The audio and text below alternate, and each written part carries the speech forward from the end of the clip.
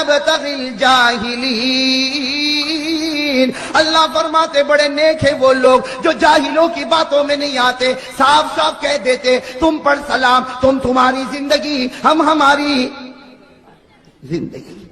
تو ہمارے آقا صلی اللہ علیہ وسلم بھی مکہ کی گلی سے کہو گزر رہے، کوئی جواب دیا؟ بھئی ساتھ میں کہو کوئی جواب دیا؟ تو ابو جہل کو بڑا غصہ آیا کہ محمد کو اتنا سب بولا لیکن محمد نے کوئی جواب نہیں دیا، تو اپنے دوستوں کو کہا 11-12 دوست تھے، کہا اٹھو اٹھو ان کے پیچھے چلو۔ اب وہ 11-12 سب کے سب گلی کے کنارے سے نکلے اور ہمارے نبی کے پیچھے چلنے لگے اور بیہودہ باتیں کرنے لگے، گالیاں بکنے لگے، ہمارے آقا محمد رسول اللہ صلی اللہ علیہ وسلم پر پتھر مارنے لگے۔ ہمارے آقا صلی اللہ علیہ وسلم پیچھے مڑے اور کہا تم چاہتے کیا ہو؟ ای شیء تریدون، تم چاہتے کیا ہو؟ تو ابو جہل نے کہا ہم یہی چاہتے ہیں کہ تم ایک مرتبہ کہہ دو کہ میں نبی نہیں ہوں، تم ایک مرتبہ کہہ دو میں رسول نہیں ہوں۔ ہمارے آقا صلی اللہ علیہ وسلم کی آنکھوں میں آنسو آئے، فرمایا اگر تم لوگ ایک ہاتھ میں سورج رکھ دو اور ایک ہاتھ میں چاند رکھ دو اور کہو کہ میں یہ کہوں کہ میں نبی نہیں، میں مر سکتا لیکن کہوں گا میں نبی ہوں، میں پیغمبر ہوں، قرآن مجھ پر اترا، اللہ مجھ سے باتیں کرتا اور جبرائیل مجھ سے باتیں کرتا، اور اللہ کسی کو نبی بنائے اسے کوئی روکنے والا نہیں ہو سکتا۔ نعرہ تکبیر، نعرہ تکبیر، محمد کا دامن۔ اللہ اگر کسی کو نبی بنائے تو کوئی روک نہیں سکتا۔ تو وہ جتنے ابو جہل کے ساتھ تھے انہوں نے کہا آپ سچ بتاؤ آپ نبی ہے؟ ہمارے نبی نے کہا بے شک کہو بے شک میں نبی ہوں۔ کہا آپ رسول ہے؟ کہا بے شک میں رسول ہوں۔ کہا اللہ آپ سے باتیں کرتے؟ کہا اللہ باتیں کرتے۔ آسمان سے فرشتہ میرے پاس آتا، میں غار ہرا میں تھا، اللہ نے فرشتے کو بھیجا، اور صرف فرشتہ آتا نہیں، فرشتہ آتا نہیں، جبرائیل آتے ہیں اور اللہ کے حکم سے میرے قدموں کو بھی چومتے ہیں۔ سبحان اللہ۔ اب میرے دوستو سننا، وہ جتنے تھے تھوڑی دیر کے لیے سناٹے میں آئے اور کیا کہا؟ آپ اپنا چہرہ اس طرف کر دو۔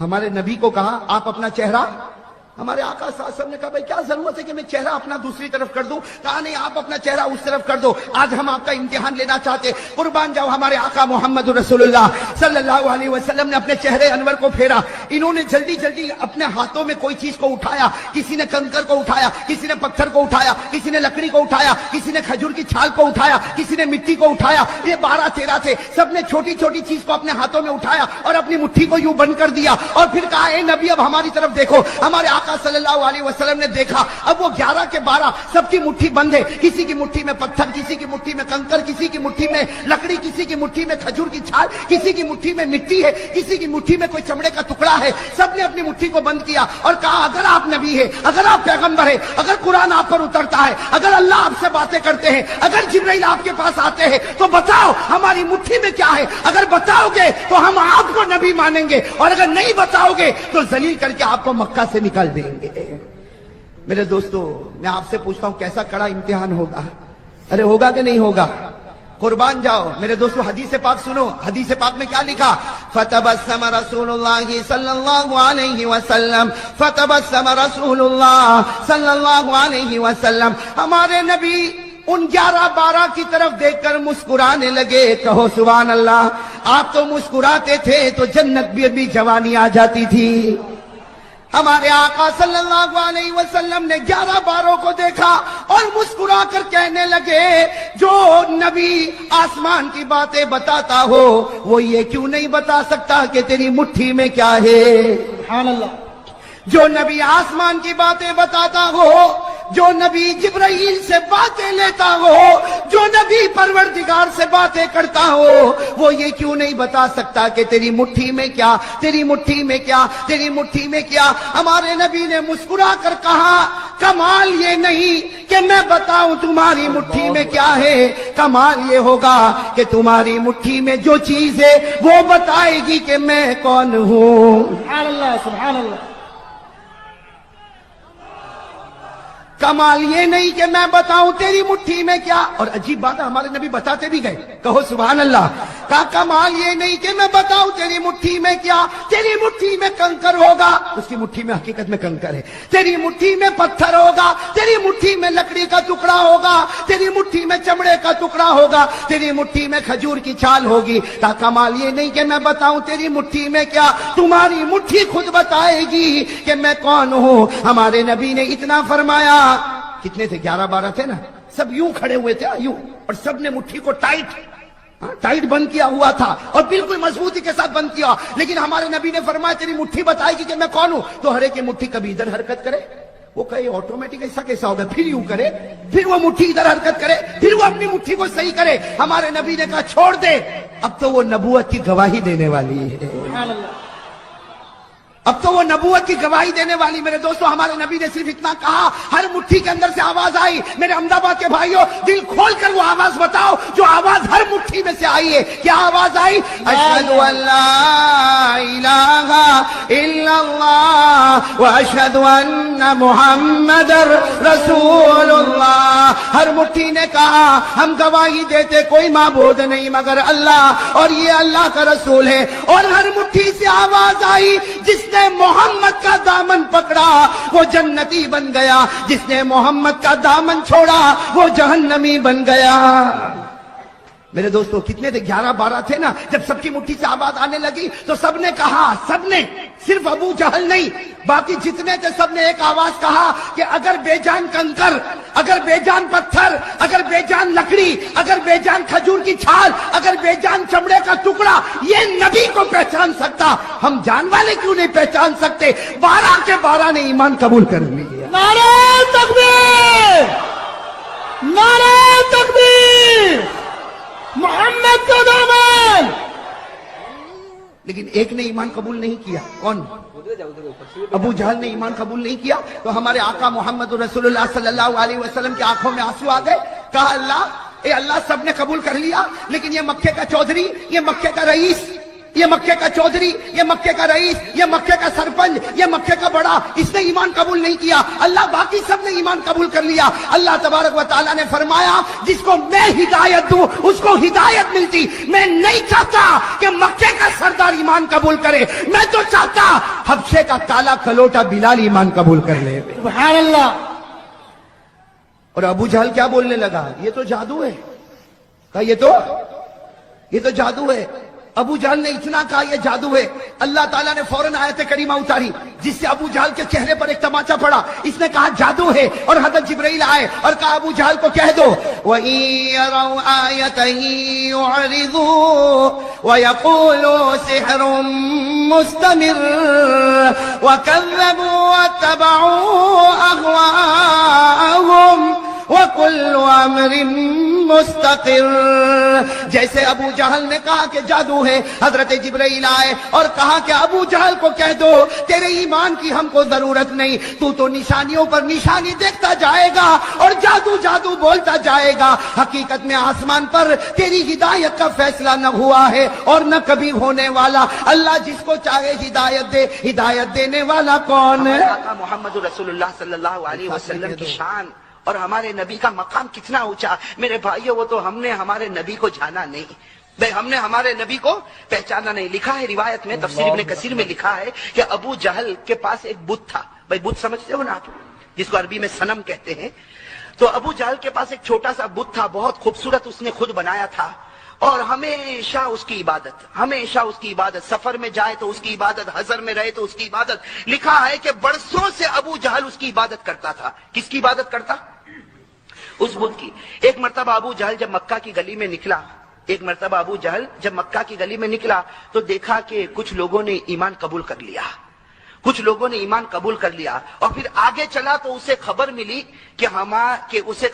کہ محمد اور ان کے ساتھی صلی اللہ علیہ وسلم ہمارے بتوں کی برائی بیان کرتے ہیں. بس ابو جہل کو بڑا غصہ آیا. بھائی وہ تو عرب کا سردار تھا, امیر تھا, بڑا غصہ آیا. غصے میں اپنے گھر میں آیا اور اس بت کو کہا, حالانکہ وہ تو پتھر کا ایک ٹکڑا ہے, اس بت کو کہا کہ تجھے معلوم ہے آج مکے کی گلیوں میں لوگ تجھے گالی دے رہے ہیں, تجھے معلوم ہے لوگ محمد پر ایمان قبول کر رہے ہیں, تجھے معلوم ہے تیری مکے کی گلیوں میں برائی ہوتی ہے, اس لیے آج میں چاہتا ہوں کہ برسوں سے میں نے تیری عبادت کی ہے, آج میں چاہتا ہوں کہ تجھے میں محمد کے پاس لے جاؤں اور تو محمد کے سامنے جا کر آج اپنے منہ کو کھولنا اور محمد کو گالی دینا تاکہ بدلہ برابر سرابر ہو جاوے. بھائی ابو جہل نے کس کو کہا؟ پتھر کے ٹکڑے کو. بھائی کس کو کہا؟ پتھر کے ٹکڑے کو. میرا عزیز دوستو, اب غصہ, پاگل پنا, دیوانہ اب لیا بت کو اور سیدھے ہمارے نبی کے پاس پہنچا. لکھا ہے کہ ہمارے آقا محمد رسول اللہ صلی اللہ علیہ وسلم اپنے گھر میں تشریف فرما, یہ بڑے غصے کے اندر آتا. ہمارے نبی پوچھتے ہیں کہ ابو جہل کو پوچھتے ہیں کہ کیا معاملہ, اتنا غصہ کس بات کا؟ ہمارے نبی پوچھتے ہیں کہ اتنا غصہ کس بات کا؟ تو ابو جہل نے کیا جواب دیا؟ بھائی ابو جہل نے کیا جواب دیا؟ ابو جہل نے کہا کہ یہ میں بت کو لے کر آیا ہوں. بھائی یہ بت کو میں لے کر آیا, اور اس لیے لے کر آیا ہوں تاکہ یہ آج آپ کو گالی دے گا, تاکہ یہ آج آپ کو گالی دے گا, آپ کی برائی بیان کرے گا. میرے بھائیوں, روایت میں لکھا کہ ہمارے نبی مسکرائے. بھائی ہمارے نبی مسکرائے, ہمارے نبی مسکرائے, اور ابو جہل بڑے غصے میں اس بت کو کہتا جلدی گالی دینا شروع کر, جلدی گالی دینا شروع کر. لکھا ہے روایت میں کہ اس بت نے ہلنا شروع کر دیا. بھائی اس بت نے ہلنا, کبھی دائیں طرف جھکا, کبھی بائیں طرف جھکا. اب ابو جہل جیسے دیکھا وہ بت ناچتا, اس نے بھی ناچنا شروع کر دیا. ابو جہل نے بھی ناچنا شروع کر دیا کہ اب میرا بت بولے گا. لکھا ہے کہ تھوڑی دیر میں اس بت کے اندر سے آواز آئی. تو کیا آواز آئی؟ اشہد ان لا الہ الا اللہ واشہد ان محمد رسول اللہ. اور پھر کیا کہا اس بت نے, وہ سننا میرے بھائیو. اس بت نے کہا قد افلح من زکا محمدا وقد خاب من دسا محمدا. اس بت نے کہا وہ مومن کامیاب ہو گیا جس نے محمد کی پیروی کی, اور وہ ہار گیا جس نے محمد کے دل کو توڑ دیا. میرے عزیز دوستو, اب ابو جہل کو بڑا غصہ آیا, اس لیے کہ یہ تو پورا معاملہ الٹا ہو گیا نا. ابو جہل کو غصہ آیا, اس بت کو اٹھایا اور اٹھا کے زور سے پٹک دیا. اپنے ہی خدا کو پٹک دیا نا. تو قرآن کریم نے کتنے اچھے انداز میں کہا. قرآن کریم نے کیا کہا؟ ارأیت من اتخذ الہہ ہوا وَأَضَلَّهُ اللَّهُ عَلَىٰ عِلْمٍ. اللہ تبارک و تعالیٰ نے فرمایا کہ ارے اس پاگل کو دیکھو, اس نے خدا اس کو بنایا جو اس کی مرضی کے مطابق چلے. بے خدا اس کو بنایا جو اس کی مرضی کے مطابق چلے. جب تک اس کی مرضی چلتی تھی یہ بت کے سامنے جھکتا تھا, آج اس کی مرضی ختم ہو گئی تو اسی بت کو توڑ کے ختم کر دیا.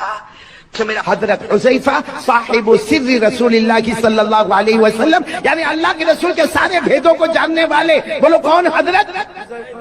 ایک مرتبہ کیا ہوا معلوم؟ حضرت حذیفہ کو اللہ کے رسول بلائے اور کہا قیامت تک آنے والے ان کے نام لکھ دو جن کی زبان پر کلمہ ہوگا دل میں کلمہ نہیں ہوگا, جس کو منافق کہتے. کیا کہتے ہیں؟